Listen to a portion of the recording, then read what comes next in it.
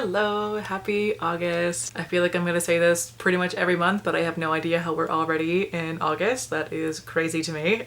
Also, it's hot and I did have to turn off my fan and close my window for this, so if you see me getting progressively sweatier, just pretend that you didn't. Yeah, it's a toasty one today. It's like 35 degrees and like 90% humidity, so I'm a little toasty, but we gotta film a video, so we're gonna do it anyways and just pretend that I'm not sweating and gross right now. Anyways, book stuff. So for August, I have mostly library books to talk about and actually a handful of books that I actually own. For once, what a concept. So let's start with my carryovers from July. So I'm currently reading The Weavers of Alameda by Hadeer Elsbai. This is the sequel to The Daughters of Izdihar. Not really sure how I'm feeling about it, I'm not gonna lie. It is a potential DNF, but I'm gonna keep going for now and see how I feel about it and see if it'll kind of warm up for me after a little bit. But this one is a fantasy that's inspired by modern day Egypt, and it's largely about people who are weavers where they can control certain elements, and while it's fine for men to be weavers and go to school for it and be part of the military, it's not okay for women. So the main character of this one is part of a group of women who are fighting for their rights to be full-fledged weavers and be allowed to go to school and be educated on how to become like proper weavers. That's the main part of it. There's a lot more to it than that. Lots of like characters interwoven and romance on the side and a bunch of cool stuff. It's very queer as well, which I love. There's great friendships. I loved the first book. I gave it 4 stars, but just for some reason the second book isn't really clicking for me right now, so hopefully that'll change if I keep trying with it, but we'll see. Then I'm also currently reading Middlegame by Seannan McGuire. I'm not very far in right now. I'm only on page 91 and so far I'm loving it, so I'll be reading this one in the first week or so of August. I have no idea how to explain what this book is about, like, at all, so I'm just not gonna do that. But yeah, this one will be my first read of August, also a library book. Speaking of library book, I've got a decent stack of library books here. First one on my pile is Sunbringer by Hannah Kaner. This is the sequel to God Killer, which I read earlier this year and loved, so I can't wait to get to the sequel. This one follows a woman who is God touched. So as a child, her father was favored by the god of the sea, but her townspeople worshipped the god of fire, and so one day the townspeople murdered her entire family, but her father threw her into the ocean and asked the sea god to save her life, which he did, but because the sea god saved her and not her family, she's grown up to be this very bitter person towards gods, and she's actually become a god killer. God killers are hired by the government to go around and find shrines and destroy them and kill any gods that happen to come up, because it's now illegal to worship gods because they can be so dangerous. So at the start of the book, she's now an adult and that's what she does, except one day she does meet this, I believe, teenage girl who has somehow gotten a god attached to her, like physically attached. They can't be parted by more than a few feet without being in a lot of pain, and she agrees to help this girl. So the two of them team up, as well as somebody else who I think is friends with the king, I think it was. Something like that. I'm kind of hazy on the details now, so I'm gonna have to look up a recap of it before starting this one. But yeah, I'm very much looking forward to reading this book soon. I also have out The Carnival of Curiosities by Amy Gibbs. I don't really know what this one's about aside from a carnival, obviously. I'm not gonna lie, I saw the name and the cover and I was like, fuck yeah. So that's why it's on my TBR. But in terms of the actual plot, no idea. From what I gather from a very quick skim of the description here, it has to do with a carnival and a person who works there who is more than they seem, and that's really all that I know about it, so hopefully this will be a good one. And then the last book that I currently have out is The Emperor and the Endless Palace by Justinian Huang. This one is a reincarnation story. It starts in the year 4 BCE and then goes to 1740 and then to present day, and it's about 2 people who keep finding each other in different lives. This sounds great. I love the cover mostly, like it's super cool. There's like a 9-tailed fox on there, there's a cat, there's like waterfalls everywhere, and like it's a very surreal cover that I very much enjoy. So I have no idea what's going to happen here, but I can't wait to find out. I feel like this book is going to be very, very beautiful. And then for some book clubs and challenges, for the buzzword challenge, I'm going to be reading Half a Soul.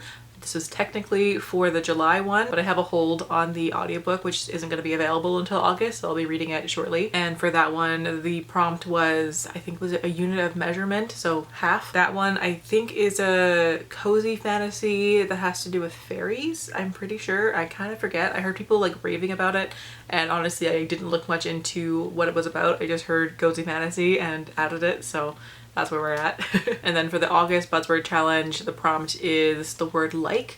So I have two options, either Sleep Like Death by Kalynn Bayron or Song of Silver, Flame Like Night. I can't think of the author right now, so I'll be choosing one of those two. I'm part of the Cozy Quill book club on Fable. They haven't announced the August book yet, but whatever that is, I'll be reading that one as well. And then the Cozy Fantasy for Cozy Queers book club that I'm also part of is reading A Psalm for the Wild Built by Becky Chambers. This will be my third time reading this book. It's one of my favorites that I've ever read. I adore this book and I can't wait to read it again. This one is a cozy sci-fi about a traveling tea monk who goes on a pilgrimage and meets a robot, and the two of them become friends. Very sweet and very wholesome, and just like hits me right in the chest every time that I read it. I love this book so much. And then the other book club that I'm part of on Fable is the Cozy Chaos book club. I find it so funny that literally all the book clubs that I'm part of on Fable are all cozy related book clubs.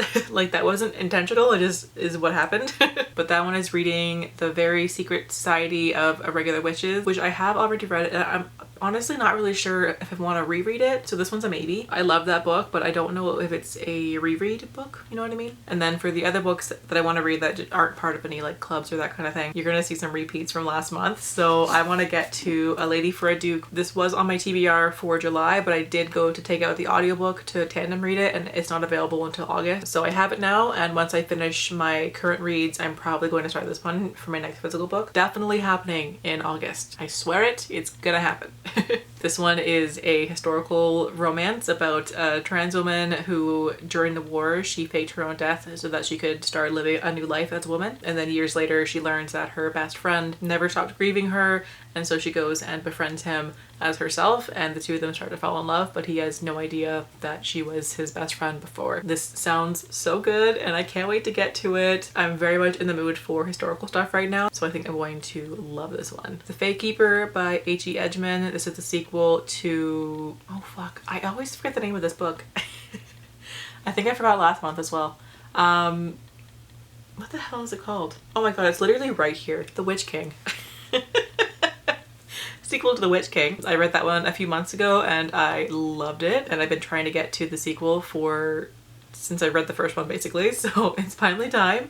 I'm really hoping that I'll have time to read this one this month. The first book was fantastic. It was so much fun. It's a urban fantasy about this witch. He's a trans boy and he was engaged to the Fae Prince, but he runs away, and the start of the first book is the Fae Prince coming to find him to bring him back to the fairy world to still get married, because he needs to get married to take the throne, otherwise his evil cousin is going to try and take the throne from him. So yeah, the first book was phenomenal, and I hope that the second book is just as good. I would also love to get to The Relentless Moon by Robinette Kowal, I think is the author's name.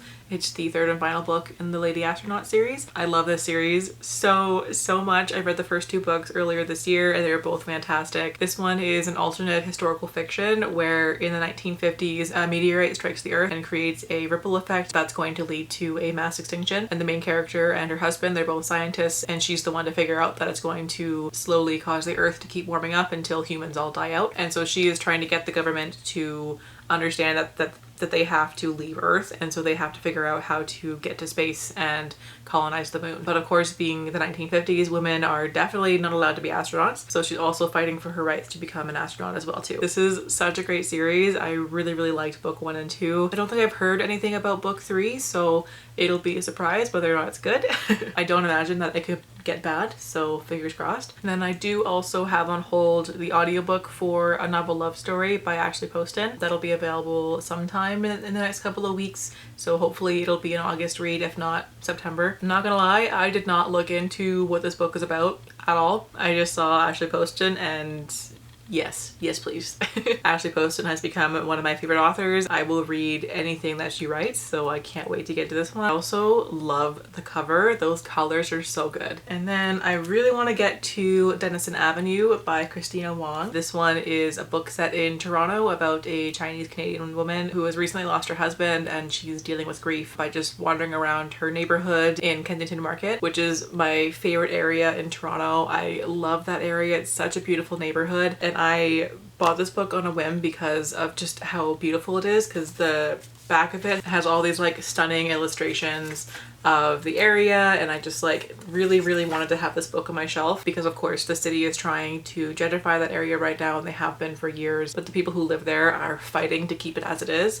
And I just love this book because it's just this beautiful time capsule of what Kensington Market looks like right now before it possibly gets destroyed in the future. So I had to have this book on my shelf, and it also just sounds really good. It's not my usual genre, but I do really like books about grief, so I think I'm going to love it. And then I think everything else on my list is just going to be kind of mood reading if I have time to get through even what I have here. I have a pretty hefty stack, so but I'm definitely in the mood for some kind of like sea-based fantasy, maybe a pirate book, but I kind of want an underwater setting, so I think I'll probably go with like a mermaid book, but I will decide that as I go because I'm kind of in a mood reading headspace right now, so we'll see what's up. But yeah, those are the books for August. Who knows if I'll read any of them. Hopefully I will, but the mood reading might just fully take over, so we'll see. But let me know what you're reading in August down in the comments, or if you've read any of these books, let me know as well. And in the meantime, I will catch you guys later. Bye.